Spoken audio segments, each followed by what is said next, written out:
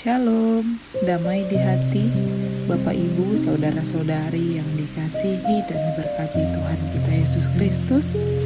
Semoga kita semua dalam keadaan sehat, kuat, bersuka cita, dan berkat Tuhan melimpah atas hidup kita, sehingga kita boleh berada sampai saat ini, semua karena cinta kasih Tuhan Yesus dalam kehidupan kita. Sungguh berkat Tuhan yang luar biasa masih Tuhan berikan kepada kita sampai saat ini. Marilah kita mempersiapkan hati dan pikiran kita untuk beribadah kepada Tuhan. Mari kita berdoa.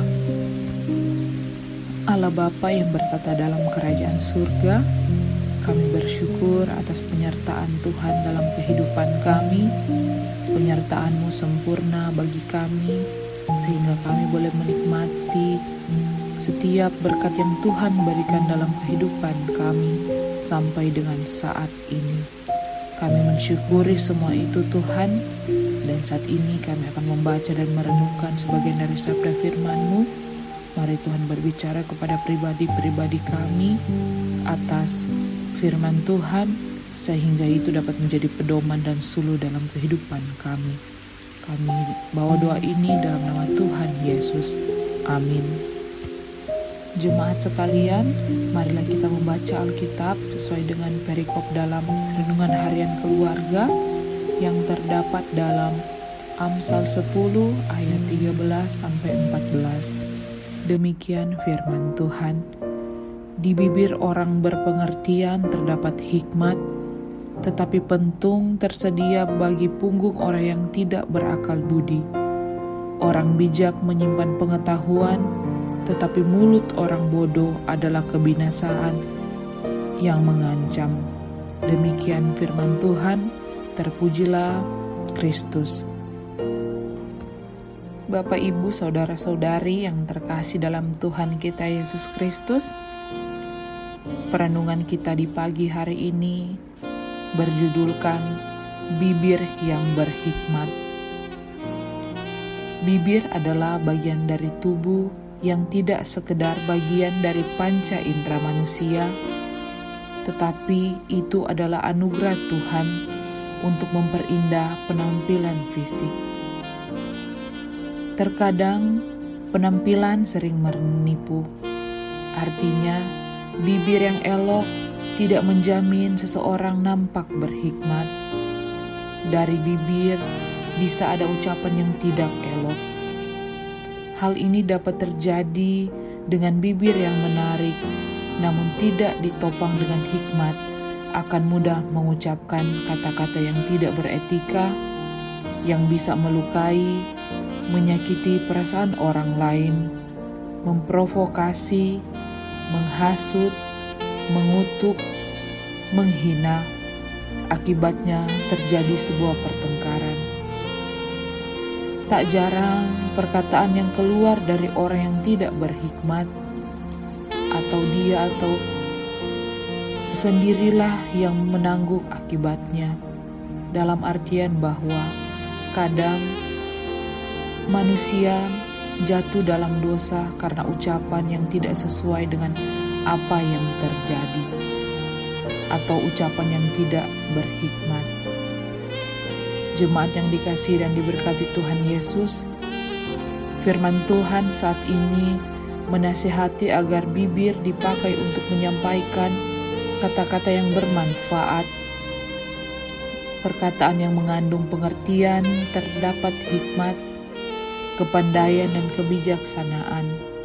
Sebaliknya, orang bebal atau orang bodoh, maka pentung dan kebinasaan akan dialaminya. Perkataan orang bodoh dapat mengantar orang menuju kesesatan dan kebinasaan. Sebaliknya, orang bijak akan berupaya menjaga mulut agar tidak seenaknya menyampaikan perkataan yang tidak mendidik dan tidak bermanfaat. Perkataannya menjadi orang lain merasa dibaharui, dibangun, dan disegarkan. Dalam hal ini, pengamsal menegaskan bahwa pentung tersedia bagi punggung orang yang tidak berakal budi. Kita baca pada ayatnya yang ke-13. Kita hidup di tengah masyarakat yang semakin kritis dan sensitif. Apa yang kita ucapkan dan lakukan tercetus dari sikap dan perilaku yang berhikmat atau bebal, tak luput dari penglihatan, pendengaran, dan penilaian orang lain.